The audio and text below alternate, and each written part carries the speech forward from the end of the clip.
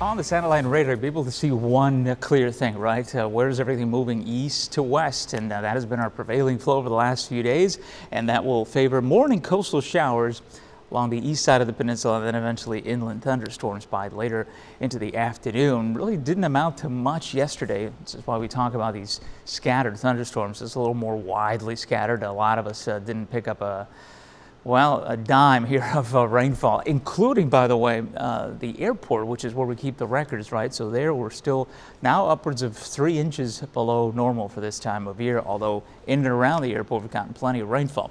So this flow continues pushing the storms to the west, really not going to change, at least today, all that much, and that we'll continue to see the development of showers and thunderstorms, especially through the middle and latter part of the day as the arrows go the other way as sea breeze from the east coast begins to move in.